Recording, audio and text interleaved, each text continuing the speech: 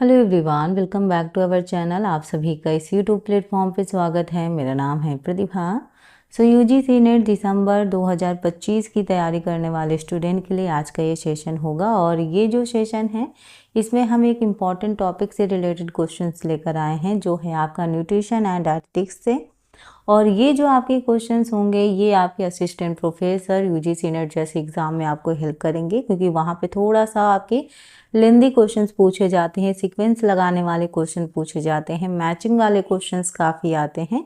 इसी तरीके के प्रश्नों को हम डिस्कस करने वाले हैं। अगर मैं स्पेशली बात करूँ तो अगर आपका होम साइंस सब्जेक्ट है तो ओवरऑल हर एक एग्ज़ाम के पॉइंट ऑफ व्यू से इम्पॉर्टेंट है, लेकिन स्पेशली मैं मेंशन कर दूं आपका यूजीसी नेट और असिस्टेंट प्रोफेसर जो तैयारी कर रहे हैं स्टूडेंट, उनके लिए स्पेशली आज का ये सेशन होगा। तो लास्ट तक ज़रूर देखिएगा, काफ़ी इंपॉर्टेंट क्लास होने वाली है, क्योंकि केवल हम क्वेश्चन डिस्कस नहीं कर रहे हैं, क्वेश्चन के साथ साथ हम एक्सप्लेनेशन भी देखेंगे, ताकि जो भी आपके क्वेश्चन पूछे जा रहे हैं उनसे रिलेटेड जो भी संबंधित जानकारियां हैं वो भी आपको प्राप्त हो सके, ताकि आप अदर क्वेश्चंस को भी सॉल्व कर पाएँ।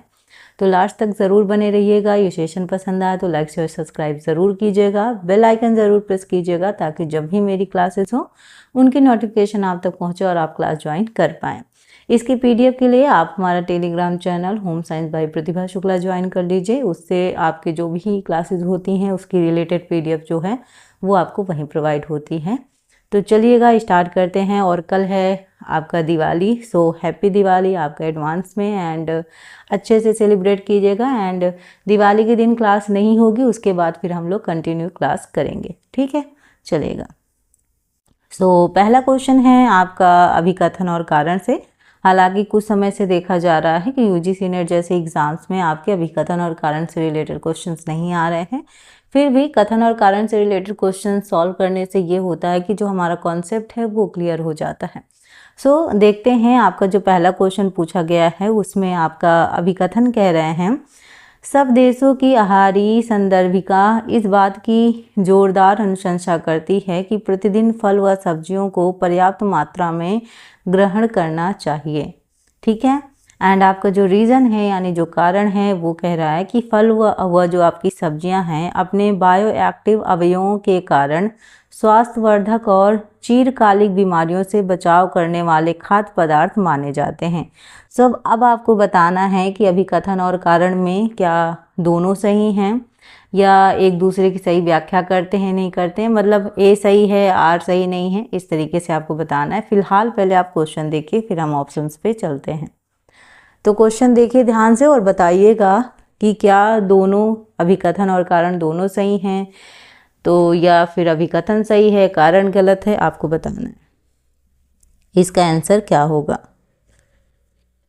तो यहाँ पे अगर हम स्टूडेंट बात करें तो आपका अभिकथन भी सही है और आपका कारण भी सही है। तो फल और जो सब्जियां हैं उसमें विटामिन्स है, मिनरल्स, फाइबर, एंटीऑक्सीडेंट्स का एक अच्छा स्रोत माना जाता है। और यहाँ बात करें तो आपके चाहे WHO हो यानी वर्ल्ड हेल्थ ऑर्गेनाइजेशन ICMR के अनुसार प्रतिदिन लगभग 400 से 500 आपका ग्राम फल और सब्जियां लेना चाहिए। ये ज़रूरी है। क्यों ज़रूरी है? जैसे आपके हार्ट अटैक वाली प्रॉब्लम है या डायबिटीज़ वाली, मोटापा, कैंसर, कई सारी आपकी जो बीमारियां हैं उनसे एक तरीके से बचाने का काम करता है। तो अगर आप हेल्दी रहना चाहते हैं तो ज़्यादा से ज़्यादा मात्रा में आप फल और सब्जियों का सेवन कीजिएगा, उससे आपको राहत मिलेगी। तो ये जो आपके अभिकथन और कारण हैं ये दोनों सही हैं, यानी ऑप्शन ए करेक्ट होगा। A and R both are true, ठीक है, चलिएगा।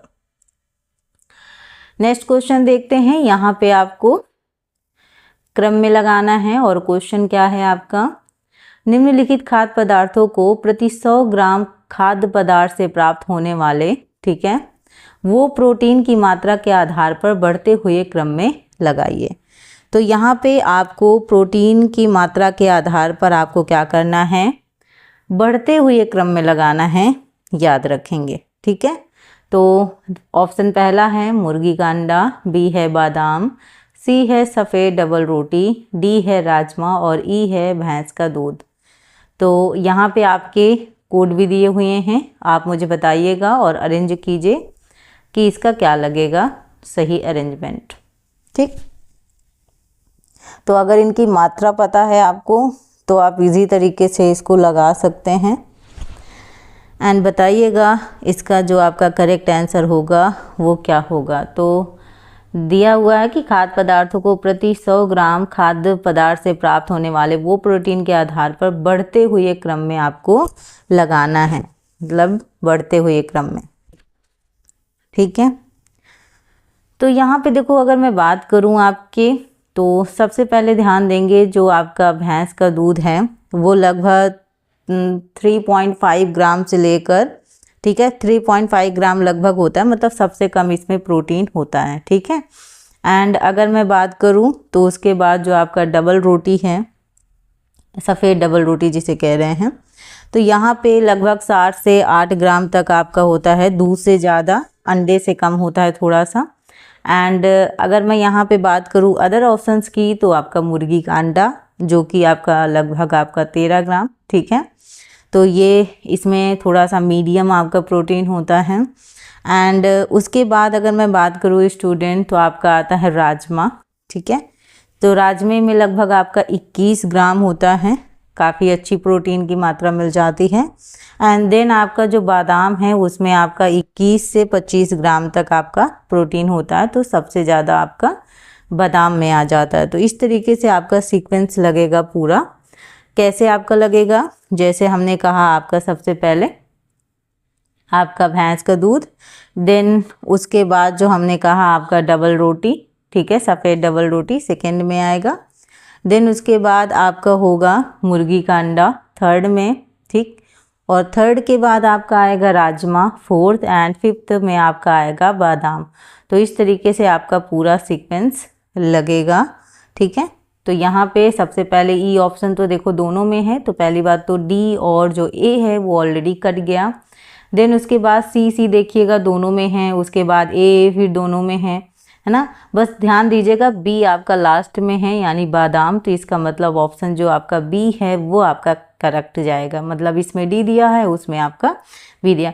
कई बार होता है जब हम ऐसे सीक्वेंस वाले क्वेश्चंस लगाते हैं, पहले तो ऐसा था कि 1-2 तक अगर हमने एलिमिनेट कर लिया, चीज़ों को आगे पीछे कर लिया, तो आंसर तक हम इजी तरीके से कोड के माध्यम से पहुंच जाते थे। बट अब भी स्पेशली क्या हो गया, जब आप लास्ट तक पहुंचते हो तब जाके आपको पता चलता है कि आपका आंसर कौन सा सही होगा। तो थोड़ा सा कॉम्प्लिकेशंस बढ़ गए हैं, जो एग्ज़ाम का लेवल है वो बढ़ गया है, तो इसलिए थोड़ा सा और ध्यान देने की ज़रूरत है। आई होप आपको ये क्वेश्चन समझ में आया होगा, ठीक है। बढ़ते हैं नेक्स्ट क्वेश्चन की ओर। तो ये जो क्वेश्चन है ये आपके मिलान है, ठीक है, मैच करना है आपको। तो जो आपका सूची, 2 सूचियां हैं, उन 2 सूचियों को आपको मिलान करना है। तो पहली सूची में लिखा हुआ है फॉलिक एसिड, बी है जिंक, सी है कैल्शियम, डी है आयोडीन एंड ई है राइबोफ्लेविन। सेकेंड जो सूची है उसमें दिया हुआ है आपके टेटनी, सेकेंड आपका microcytic anaemia, third cheilosis, then koilonychia, उसके बाद megaloblastic anaemia, then hypogeusia and last है आपका मानसिक कार्य क्षमता में कमी। अब आपको ऑप्शन जो आपका सूची फर्स्ट दिया हुआ है उसे देखकर आपको सूची सेकेंड से मैच करना है। आपको थोड़ा सा प्रॉब्लम फेस करनी पड़ सकती है क्योंकि एक पेजेस पे दोनों चीज़ें नहीं आई हैं। तो बेसिकली आप पहले एक काम करिए कि जो सूची फर्स्ट है इसको ध्यान से देख लीजिए, फिर मैं आपको ऑलरेडी बता दूंगी, ठीक है। एंड देन उसके बाद सेकेंड सूची देखिएगा और बताइएगा कि इसका जो करेक्ट आंसर होगा वो क्या होगा, ठीक है, बताइएगा। देखो यहाँ पे अगर मैं बात करूँ आपके, ठीक है, जो ऑप्शन आपका ए दिया हुआ है फॉलिक एसिड, ठीक है, तो जो आपका फॉलिक एसिड है उसको हम मिलान करेंगे आपके किसमें, मैग्लोब्लास्टिक एनीमिया में। तो आपका जो फॉलिक एसिड है वो फॉलिक आपका जो एसिड है वो आपका मिलान होगा, ठीक है, मैग्लोब्लास्टिक एनीमिया में। देन उसके बाद जो आपका जिंक है, ठीक है, जिंक पूछा गया था, तो हाइपोग्यूशिया जो है आपका, ये आपका जिंक आएगा, ठीक है। देन उसके बाद आपका था कैल्शियम, तो जो आपका कैल्शियम है उसमें आपका होगा टेटनी, ठीक है, यहाँ पे आएगा कैल्शियम। देन उसके बाद मैं बात करूँ तो आयोडीन की बात की गई थी, तो आयोडीन आपका मानसिक कार्य क्षमता में कमी, याद रखेंगे। और उसके बाद जो मैंने बात की आपका राइबोफ्लेविन, तो राइबोफ्लेविन आप किस में लगाएंगे, चिलोसिस में, तो इसमें आपका आएगा राइबोफ्लेविन। ठीक, तो यहाँ पे अगर मैं बात करूँ तो जो आपका ऑप्शन ए है वो आपका आएगा मैग्लोब्लास्टिक एनीमिया में। ठीक है, ऑप्शन अगर हम बी की बात करें जिसमें आपका जिंक पूछा गया था, तो जिंक में हाइपोग्यूशिया आपका बी आएगा। देन उसके बाद जो सी ऑप्शन था कैल्शियम, उसका आपका होगा टेटनी। ठीक है, देन उसके बाद जो फोर्थ ऑप्शन था आपका आयोडीन, तो ये आपका मानसिक कार्य क्षमता में कमी आएगा, ऑप्शन डी। एंड लास्ट जो ऑप्शन था राइबोफ्लेविन, उसको आएगा चिलोसिस, तो ऑप्शन जो ई है वो आपका आ जाएगा यहाँ, ये ई है बेटा, ई ऐसे ही बना दूँ। ठीक है, तो इस तरीके से होगा। तो यहाँ पे थोड़ा सा इनके बारे में अगर मैं आपको बता दूँ तो जो आपका फॉलिक एसिड है, ठीक है, तो ये आपका आरबीसी के निर्माण में हेल्प करता है, किसके निर्माण में, आरबीसी के निर्माण में हेल्प करता है। और यहाँ पे अगर मैं जिंक की बात करूँ तो सौज जो आपका स्वाद होता है और इम्यून सिस्टम होता है उसमें हेल्प करता है, और इसमें इसकी कमी से क्या होता है, स्वाद का नुकसान होता है, एक तरीके से इतना समझ लो। कैल्शियम जो है वो मांसपेशियों के विकास में हेल्प करता है, आप जानते हैं, और इसमें कई बार कैल्शियम की कमी से हड्डियों में आपको दर्द महसूस हो सकता है। वहीं अगर हम आयोडीन की बात करें तो आपका आयोडीन थायराइड हार्मोन्स बनाने में हेल्प करता है, और इसकी कमी से दिमागी विकास थोड़ा सा इफेक्ट होता है। और राइबोफ्लेविन की बात करें तो आपके त्वचा, आँख और होठों के लिए काफ़ी इम्पॉर्टेंट होता है। अगर इसकी कमी हुई तो होठों में कई बार आप देखते हैं कि दरारें जैसी पड़ जाती हैं, तो वो इसी की कमी की वजह से होता है। आई होप आपको थोड़ा सा क्लियर हुआ होगा। तो यहाँ पे जो आपका करेक्ट आंसर होगा वो आपका क्या जाएगा, ऑप्शन ए का हमने बताया आपका मैग्लोब्लास्टिक। तो यहाँ पे जो आपका राइट आंसर है स्टूडेंट वो है आपका ऑप्शन ए। ऑप्शन जो ए है वो आपका क्या होगा, करेक्ट आंसर होगा। ठीक है, चलिएगा पढ़ते हैं अपने नेक्स्ट क्वेश्चंस की ओर। नेक्स्ट क्वेश्चन है क्वेश्चन नंबर 4। सो क्वेश्चन है आपके सामने, निम्नलिखित पाक क्रियाओं में अंडे के योगदान हैं। सो ऑप्शंस है पृथक्करण, बी है स्थायीकरण, सी है पायशीकरण, और डी है आपका विशुद्धिकरण, और ई है आपका मृदुकरण। आपको कोड देख के बताना है इनमें से आपके करेक्ट आंसर कौन से होंगे। तो आपका पाक क्रियाओं में अंडे के योगदान आपको बताना है क्या क्या होगा। क्वेश्चन ध्यान से देखें फिर बताएं आंसर क्या होगा। सो यूजीसी नेट में आपके लॉन्ग क्वेश्चन पूछे जाते हैं और इसमें आपका समय लगता है, इसलिए जितना ज़्यादा अगर आप प्रैक्टिस कर पाएंगे उतना आपके लिए हेल्पफुल रहेगा क्वेश्चन को कर पाने में। तो यहाँ जो आपका करेक्ट आंसर है वो है आपका ऑप्शन ए पृथक्करण, बी स्थायीकरण, और सी आपका पायसीकरण। तो यहाँ पे अगर हम पृथक्करण की बात करें तो ये एक वाइट फॉर्म बनाता है जैसे केक वगैरह, और स्थायीकरण की बात करेंगे तो प्रोटीन फॉर्म को स्थिर रखता है, और पायसीकरण की बात करेंगे तो ये जो एग यॉक को लेसिथिन, तेल और पानी को एक तरीके से मिलाता है। वहीं विशुद्धिकरण की बात करें तो अंडा खाद्य पदार्थ शुद्ध नहीं करता है, और जो आपका मृदुकरण दिया हुआ है, सॉफ्टनिंग दिया हुआ है, अंडा टेक्सचर देता है पर आपका सॉफ्टनिंग नहीं करता है। तो इसलिए ऑप्शन ए, बी और जो सी है ये आपका करेक्ट आंसर होगा, यानी ऑप्शन ए। ठीक है, चलिएगा क्वेश्चन नंबर 5 है आपके सामने।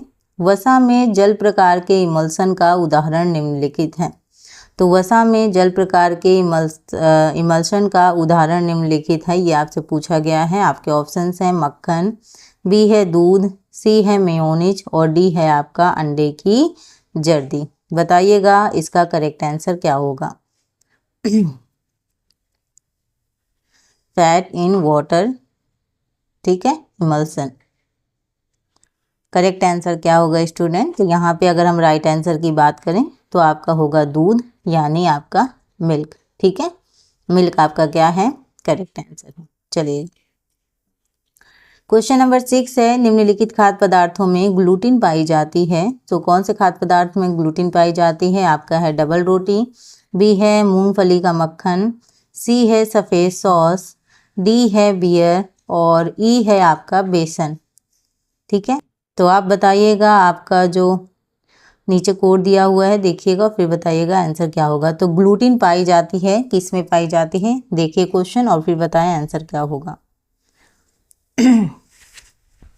क्वेश्चन है आपके सामने, देखिएगा और बताइएगा आंसर क्या होगा। तो यहाँ अगर मैं बात करूँ स्टूडेंट इस क्वेश्चंस के राइट आंसर की, तो सबसे पहले अगर हम बात करें तो आपका डबल रोटी, ठीक है, देन आपका सफ़ेद सॉस और आपका बियर। ठीक है, इसमें आपका क्या पाई जाती है, ग्लूटीन पाई जाती है, याद रखेंगे। ठीक है, चलिएगा। सो ऑप्शंस आपके कौन कौन से हुए, आपका डबल रोटी ए, और उसके बाद सफ़ेद सॉस सी, और डी बियर। तो ए, सी और डी आपका करेक्ट आंसर है। So option B right answer है। बढ़ते हैं नेक्स्ट क्वेश्चन की ओर। एंड ये भी आपका अभी कथन और कारण से ही क्वेश्चन है। तो कथन है आपका, स्टेटमेंट है, जिन खाद्य पदार्थों में एमाइलेज की मात्रा अधिक होती है उनका ग्लाइसेमिक इंडेक्स कम होता है। ठीक है, रीज़न क्या है, एमाइलेज का पाचन शीघ्रता से होता है। अब आपको बताना है क्या ए और आर दोनों सही हैं या ए आर दोनों गलत हैं। ए सही है, आर गलत है, ए गलत है, आर सही है। तो बताइएगा इन दोनों स्टेटमेंट में से जो आपका अभी कथन और कारण वाला है कौन सा सही है। क्वेश्चन को देखिए फिर बताइएगा आंसर क्या होगा।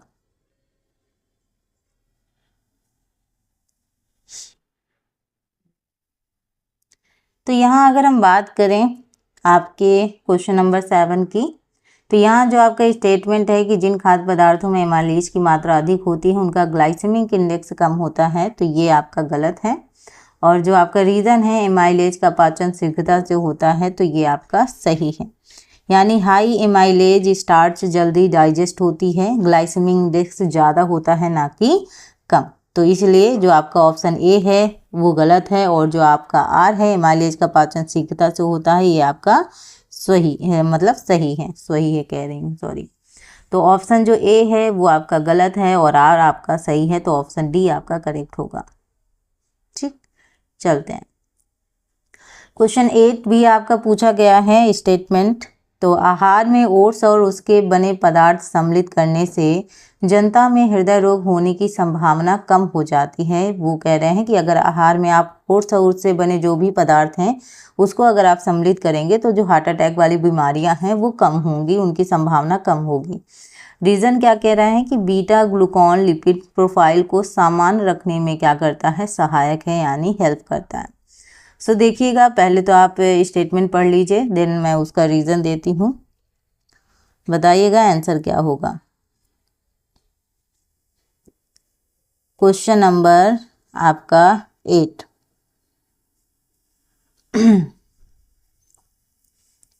तो देखिएगा जो आपका स्टेटमेंट है, आहार में ओट्स और उससे बने जो पदार्थ सम्मिलित करने से जो भी हार्ट अटैक वाली प्रॉब्लम्स है उनकी संभावना सच में कम हो जाती है। सो ये जो आपका स्टेटमेंट है, कथन है, वो आपका सही है। और जो कारण दिया हुआ है रीज़न कि बीटा ग्लूकॉन लिपिड प्रोफाइल को सामान्य रखने में हेल्प करता है, तो ये भी आपका सही है, यानी ऑप्शन ए एंड आर दोनों आपके क्या हैं, करेक्ट हैं। ठीक, चलते हैं अपने क्वेश्चन नंबर 9 पे। इम्पॉर्टेंट है, कई बार ऐसे क्वेश्चंस पूछे जाते हैं। भारतवर्ष में पोषण संबंधी निगरानी के लिए आंकड़े निम्नलिखित संस्थाएं देती हैं। तो जो पोषण संबंधी जो निगरानी के लिए आंकड़े देती हैं कौन कौन सी संस्थाएं देती हैं वो आपको बताना है। तो ऑप्शन है, ए है NFHS, बी है CPWD, सी है NSSO, और डी है FSSAI, और ई है CBHI। तो देखिएगा और बताइएगा कि इसमें से कौन सी ऐसी संस्थाएं हैं, ठीक है, जो पोषण संबंधी निगरानी के आंकड़े डेटा देती हैं, वो आपको बताना है। क्वेश्चन नंबर आपका 9 है आप सभी के सामने।